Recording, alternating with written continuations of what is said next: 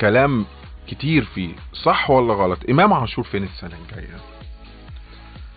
مبدئيا في هجوم كبير وشرس شوية على امام عاشور بسبب موضوع انه امام السنة الجاية هيعمل ايه. يعني انت السنة الجاية يا امام هتعمل ايه؟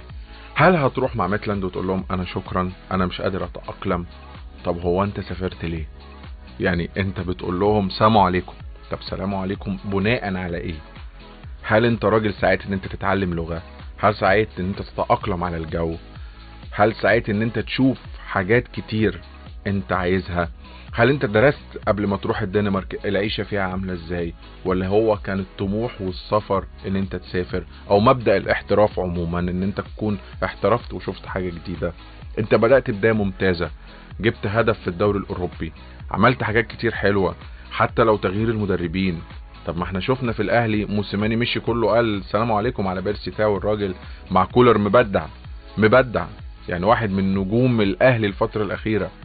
فامام عاشور ان انت تسيب اوروبا وبعدين بص على صلاح. مفيش حد يا جماعة يبقى زي صلاح موهبة استثنائية في تاريخ الكرة المصرية، والصبر والمجهود والتضحية والحاجات الكتير اللي عملها صلاح مش هنلاقيها في حد تاني غير نادرا. عشان بس نكون صراحة، بلاش كل شوية بص على صلاح، بص على تريزيجيه، هي الناس دي كان عندها استعداد للتضحية، في ناس ما عندهاش استعداد، الموضوع خلصان يعني.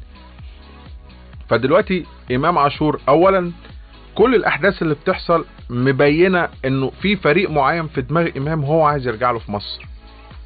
الزمالك واضح انه مش عايز يقعد معاهم، او مش عايز يرجع الزمالك، او هو في بينه وبين نفسه حاجة حصلت. لانه لو عايز يرجع الزمالك هيطلع يقول يا جماعة انا عايز ارجع الزمالك ويرفع ايده.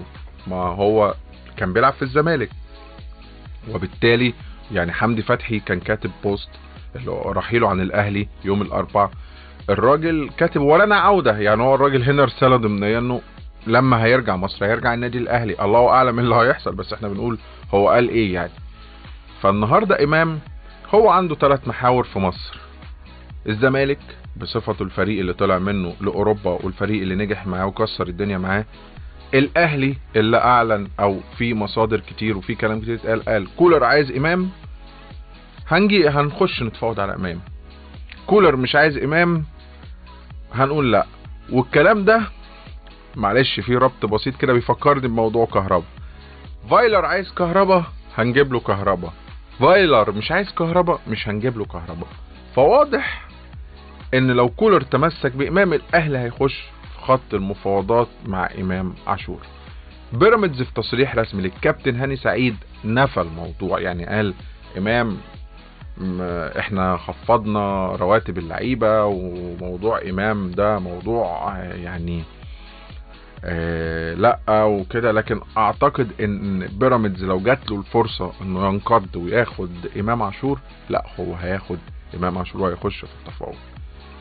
زي ما بنسمع مثلا ان اشرف بن شرقي في خط مفاوضات بينه وبين بيراميدز، لكن حتى الان اشرف بن شرقي لا هو في الزمالك السنة الجاية ولا هو في بيراميدز. وحتى الكلام اللي احنا جايين له بعد كده في وليد الكارتي، هل النادي الاهلي بيتفاوض مع وليد الكارتي؟ ففي تفاصيل كتير. اذا امام عاشور هو اكتر واحد لازم يطلع يتكلم، يقول يا جماعة لا انا هكمل في اوروبا، لا انا هرجع وعناية على نادي. وان كنت شايف ان مصير امام عاشور محسوم بينه وبين نفسه في اتجاه نادي بعينه، هنقوله بعدين.